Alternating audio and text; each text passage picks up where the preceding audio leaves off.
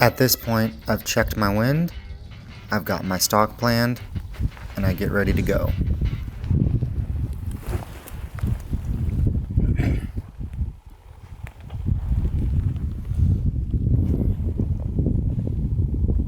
He was feeding on a bush, and I wasn't too worried about him going off.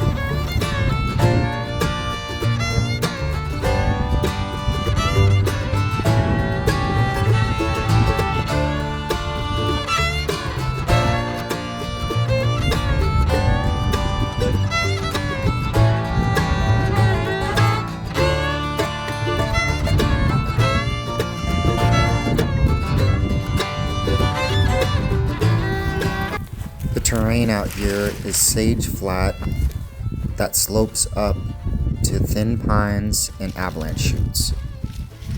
The creeks are how I get around. They're mostly dry right now. And the thermals are very predictable in this area.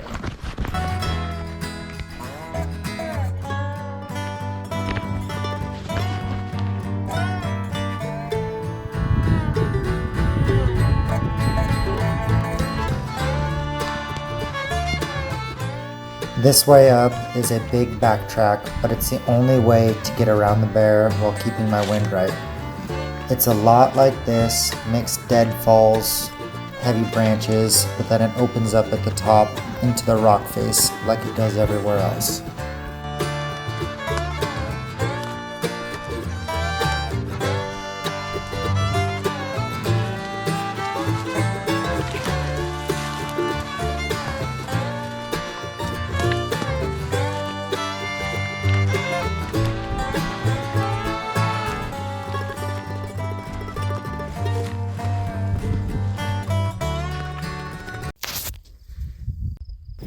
I'm about 120 yards from the bear right now. I can't get any closer. There's too many rocks, not enough places to walk. I think I'm gonna have to back out.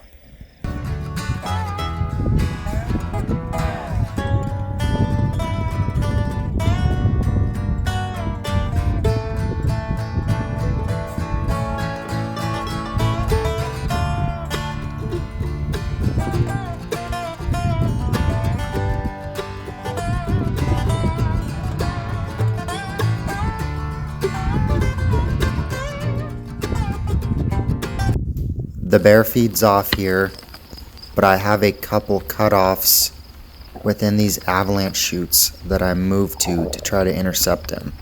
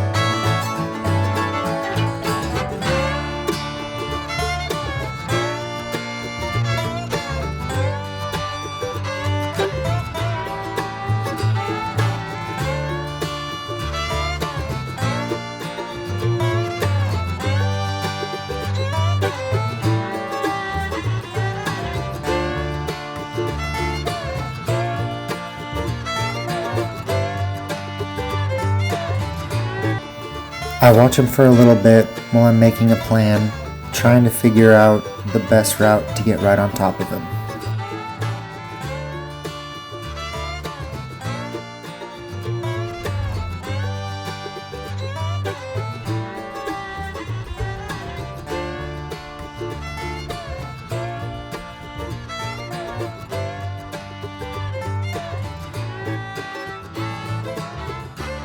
Now I'm on top of him. I need to move up and over just a little bit more, and then I think I'll have a shot.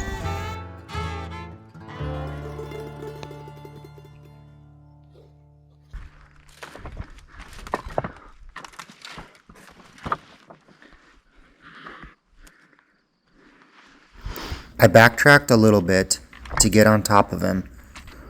I like these avalanche chutes, especially because this one's far away from where I think the bear is going, so I know I can be loud to get up to a different sage flat to hopefully get on top.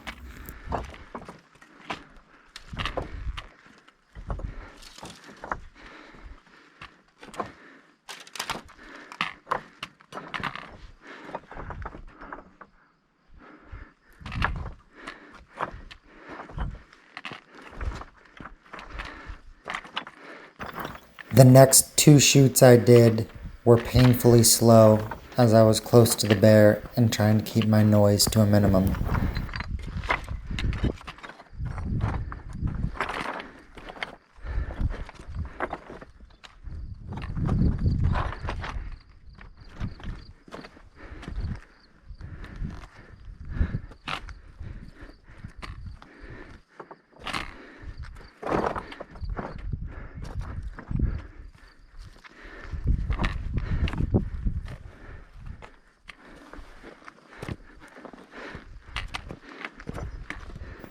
I get on top of him, but to make the shot, I have to be level with him.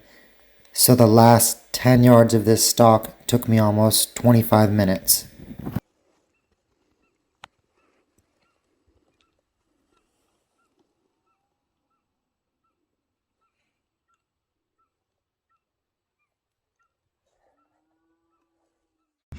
Just shot a bear with my fucking bow at 60 yards. It's been about 45 minutes now. We have really good blood. I can see the bear down. I saw him the whole time. He hasn't moved in a while. I'm gonna go up.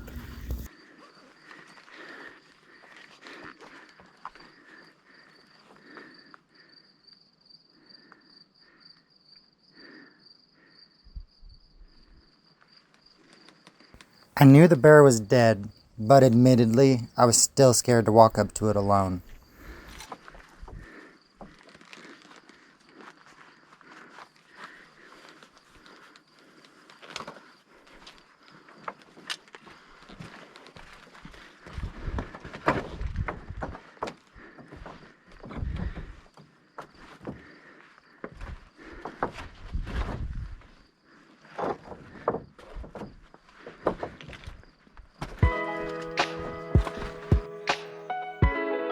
There's definitely some pride involved when notching a tag with my grandpa's buck knife.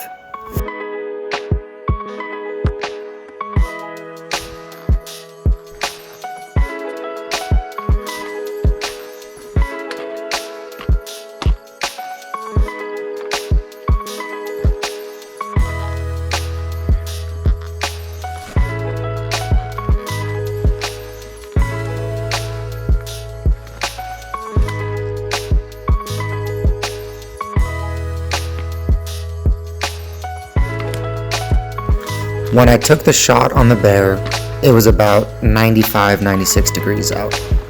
By the time he expired and I had him ready to carry back to the truck, it was 103 out. I didn't get much footage of the pack out. It was so hot and miserable. I really just wanted to get the meat out so it didn't spoil.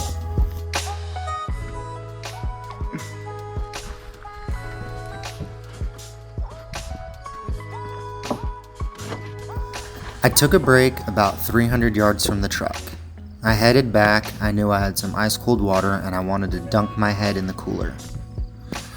To my surprise, down the road came my dad and a farmer and a horse trailer. I was pretty exhausted at this point, and my dad and the rancher stepped out, and the rancher graciously offered to help.